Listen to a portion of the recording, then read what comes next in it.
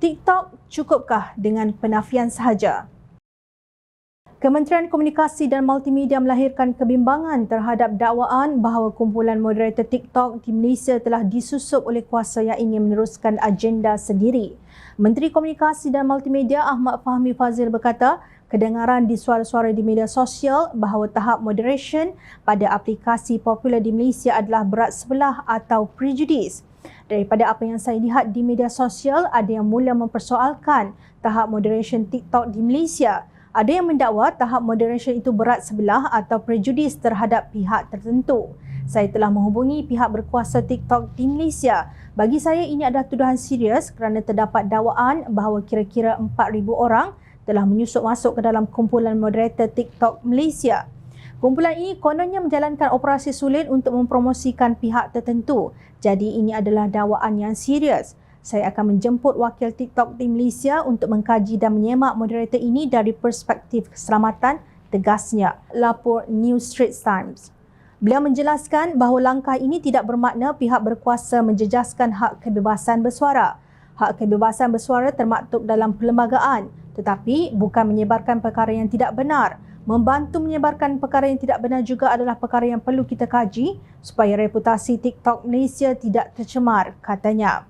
Mengulas mengenai dakwaan Ahmad Fahmi itu, Ketua Dasar Awam TikTok Hafizin Tajuddin berkata, TikTok mempromosikan video untuk menyediakan kepelbagaian kepada penggunanya.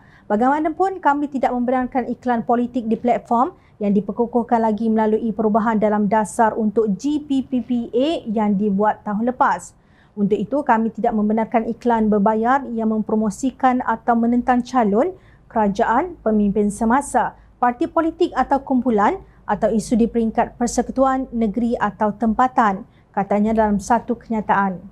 Hafizi menjelaskan bahawa moderator mereka tidak mempunyai kuasa atau akses kepada sebarang bentuk alat promosi untuk kandungan. Kami mempunyai sistem jaminan kualiti yang mantap untuk memastikan pendapat politik atau peribadi pekerja kami tidak menjejaskan kualiti dan etika kerja mereka, termasuk semasa melaksanakan tugas moderation sesuatu kandungan.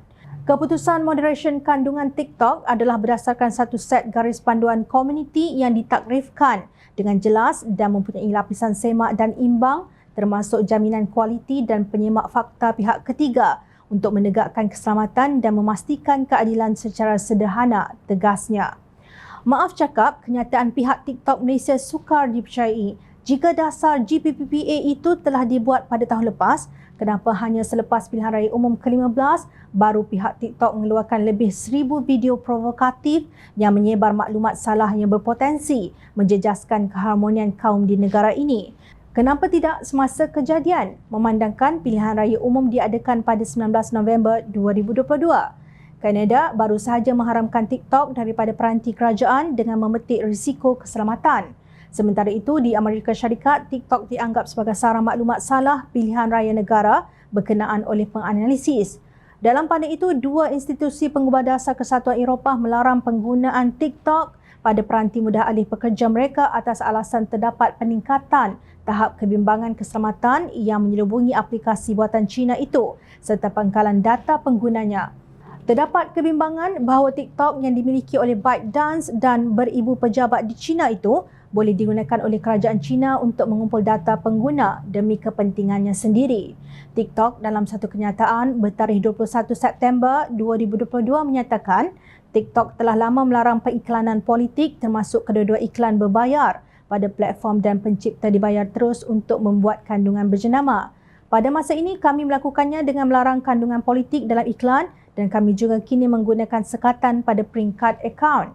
Ini bermakna akaun milik ahli politik dan parti politik akan dimatikan secara automatik akses mereka terhadap pengiklanan yang akan membantu kami menguatkuasakan dasar sedia ada kami secara lebih konsisten. Adakah TikTok Malaysia melaksanakan dasar tersebut? Sejujurnya tidak. Kerajaan wajar bertindak lebih tegas jika aplikasi ini bersekongkol dengan daulah terpendam yang berhasrat untuk menjatuhkan kerajaan dan menyebabkan situasi negara tidak stabil. Ingat, rakyat sentiasa memerhati.